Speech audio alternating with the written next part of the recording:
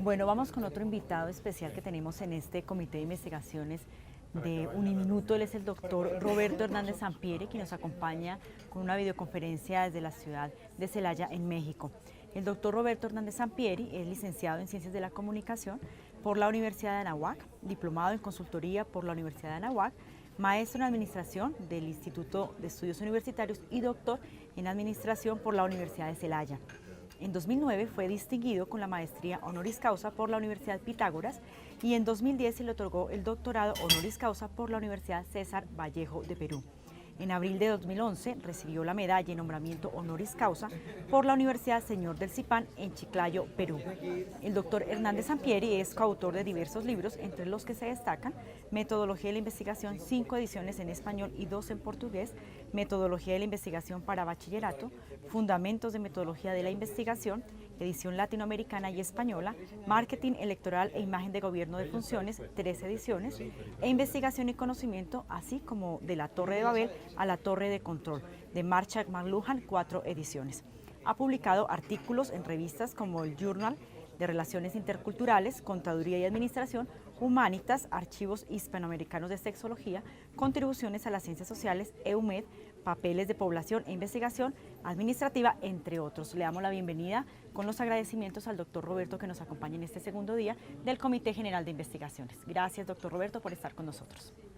Invertir en investigación va a tener un impacto importante en la innovación en todos los sectores productivos de nuestras naciones. Segundo, nos va a hacer más competitivos, vamos a incrementar los ingresos, vamos a fomentar variables de tipo social y desarrollo económico y humano, como el empleo, como el combate a la pobreza que tanto aquejan a nuestro país. ¿Sí? México, por ejemplo, está sufriendo en estos momentos por una situación, conflictos entre gobiernos con el gobierno de los Estados Unidos. Y cuando me preguntan qué opino del arribo de la nueva administración en los Estados Unidos, lo que digo es que no deberíamos de estar preocupados si hubiéramos hecho investigación en los 20 años, porque no tendríamos dependencia en comercio exterior de una sola nación, puesto que México, el 80% de sus exportaciones son hacia Estados Unidos. Hubiéramos desarrollado tecnología, tendríamos comercio exitoso con muchas naciones, fortaleceríamos el mercado interno, produciríamos automóviles, celulares, computadoras, tecnología propia y exportaríamos. Este es el problema que México enfrenta ahorita y que yo lo atribuyo a dos factores. Uno es el problema de corrupción y otro es que no hemos invertido en investigación y consecuentemente no tenemos desarrollo tecnológico ni científico. ¿De quién es responsabilidad esto? De toda la sociedad. Primero del gobierno, que debe invertir más en investigación, porque es eso, inversión, no es gasto, es inversión que tiene que dar frutos, pero esos frutos tardan en madurar. Lo segundo que se necesita es que las universidades públicas y privadas también invierten en investigación que les va a redituar, por otro lado, en patentes, en desarrollos, en conocimiento, en fortalecer a otros sectores de la economía, además del propio educativo.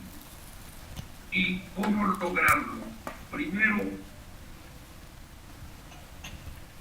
vincularnos las universidades, y aquí ya me centro en las universidades privadas como la universidad donde laboro, que es la Universidad de Celaya, tenemos que estar vinculándonos con el mercado, con empresas productivas para desarrollar investigación por un lado y por otro para colocar de manera eficiente a nuestros egresados.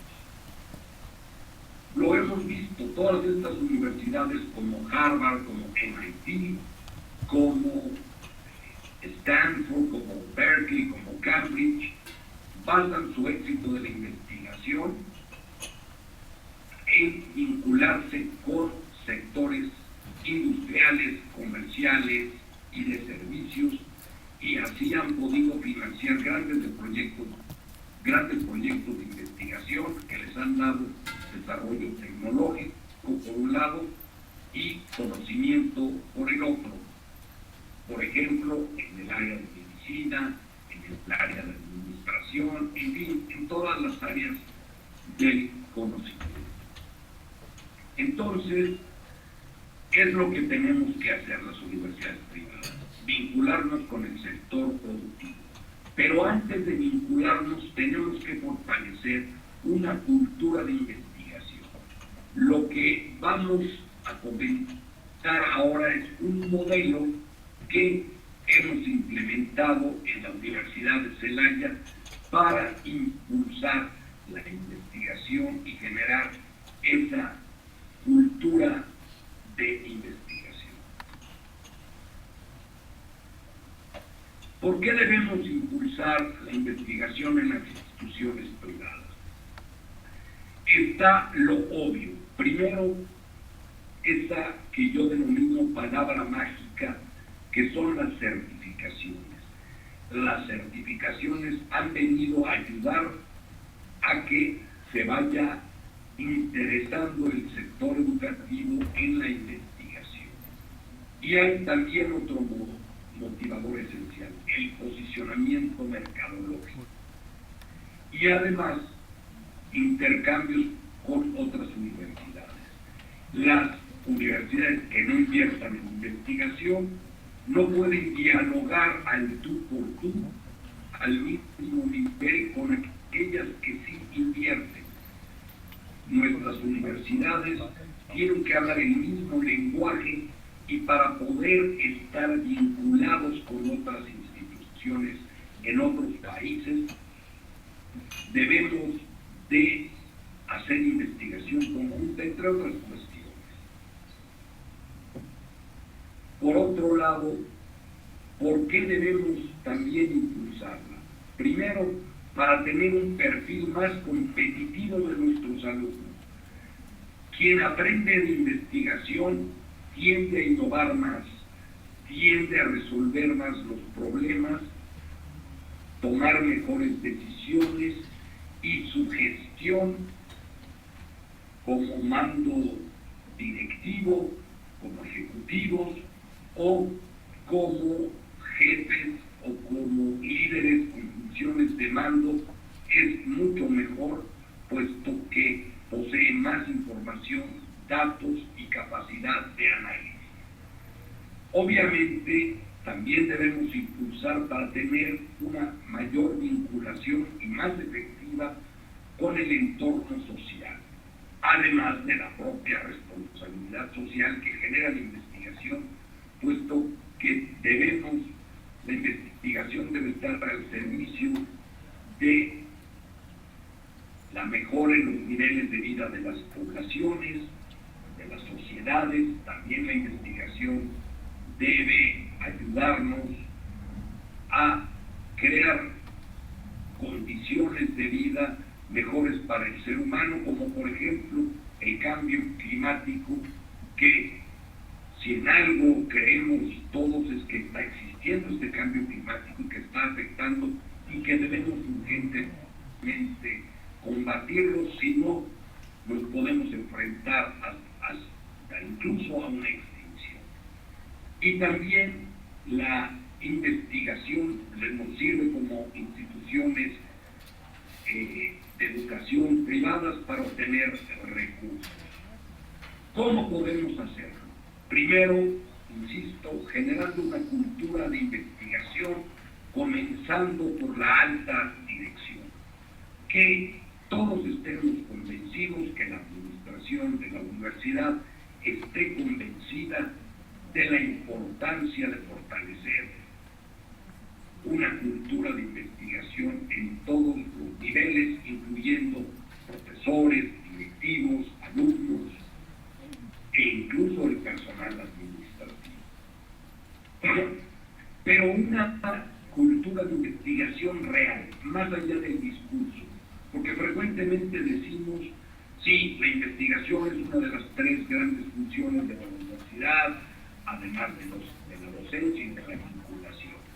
Pero lo decimos en el discurso, pero a la hora que hay que destinar recursos específicos, no se hace, entonces se queda en el discurso lo del impulso a la investigación. Tenemos que recompensar la investigación y el desarrollo tecnológico a través de la propia función de comunicación organizacional externa e interna de la universidad y bajo un plan detallado. ¿Cómo hacerlo? Al mismo tiempo que estamos generando la cultura de la investigación en un proceso, tenemos que ir evaluando. Todo proceso requiere una evaluación inicial.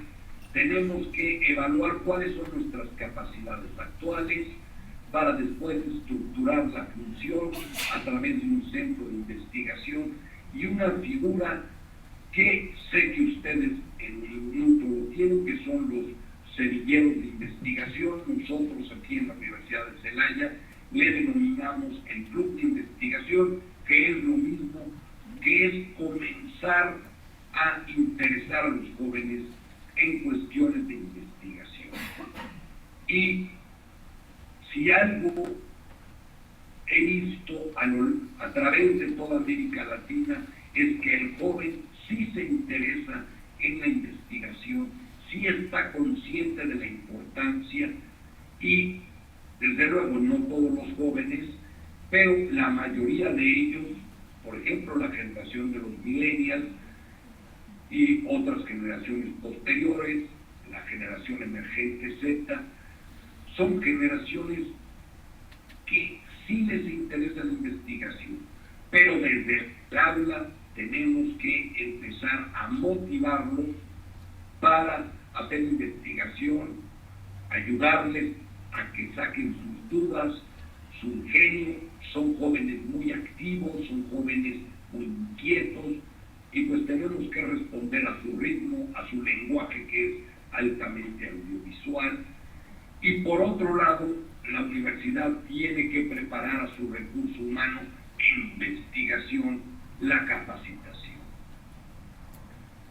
Las capacidades actuales implica hacer un inventario de investigadores, detección de profesores, alumnos y exalumnos, primero, que estén motivados a la investigación, segundo, que tengan actitudes positivas hacia ella, y tercero, que tengan conocimientos. Pero para mí es mucho más importante la motivación y las actitudes favorables hacia la investigación y la ciencia que los propios conocimientos. Los conocimientos se adquieren, la motivación tiene que desarrollarse, y una persona motivada, un profesor motivado, es relativamente fácil enseñarle investigación. Y tenemos que entrevistar en profundidad a los actores para determinar las capacidades actuales. Obviamente, crear un centro de investigación no se concibe en una universidad sin un centro de investigación. Y nuestra sugerencia, que les ha funcionado a algunas universidades, es un centro de investigación con una estructura simple pero flexible, que pueda crecer rápidamente, que pueda disminuir su tamaño, que no tenga demasiados costos fijos, porque los costos fijos normalmente nos absorben. El gasto administrativo en los países puede ser, hay que tener cierto nivel de gasto administrativo, pero no excedernos. Lo mismo en la investigación. Yo me imagino siempre un centro relativamente pequeño, integrado por investigadores con un alto compromiso, pero que pueda crecer de la noche a la mañana y volverse a ser más pequeño para determinados proyectos. Por ejemplo, en el centro de investigación tener, dependiendo del tamaño de la universidad, pero cada 3.000, 4.000 alumnos, tener aproximadamente 3 o 4 personas en el centro de investigación, pero tener detectados y preparados profesores de toda la universidad para que en un momento dado, si se requiere un proyecto, 20 investigadores se tenga. Si otro proyecto requiere 40, se tengan esos 40 investigadores. Si se necesita una infraestructura mayor, se pueda utilizar, se esté en contacto con otras universidades para que, si a mí me solicitan una investigación y no tengo esas capacidades, inmediatamente pueda contactar a otra universidad, invitarla al proyecto, y así podríamos tener un centro que pueda pasar de, ¿por qué no?, decenas de investigadores a centenas, y en fin, este sentido de flexibilidad, ¿sí? Teniendo investigadores jóvenes, investigadores de todas las edades. Y cuando me refiero a jóvenes, no hablo de la edad, ¿sí? No hablo del espíritu, de ese deseo de enfrentar la investigación, con una mentalidad de apertura hacia todos los métodos y no convertir al centro de investigación en una entidad política. Porque ¿qué ha sucedido en América Latina, en algunos países? Se crean incluso hasta ministerios de ciencia, y luego el gasto que debería ser para hacer investigación se nos va en burocracia de la ciencia y seguimos sin producir investigación. Al inicio el centro de investigación puede estar centralizado y después irse descentralizando hacia las escuelas, y lo ideal es que cada escuela tenga su propio centro de investigación, como ocurre en estas grandes universidades como Harvard y otras que hemos citado, que son líderes en materia de investigación. Y así vamos creciendo los centros periféricos.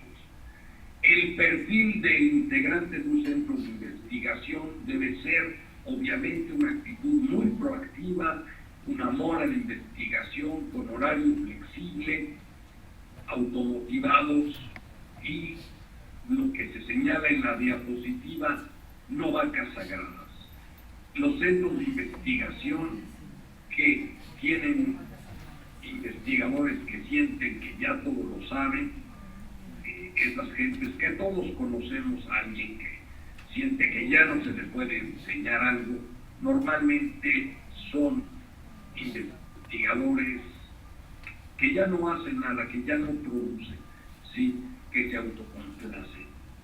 Yo siempre he dicho que el investigador, una virtud que debe de tener, una cualidad, es que debe ser humilde, porque ante el conocimiento, al inmenso conocimiento que hay, pues lo que una persona sepa es muy poco.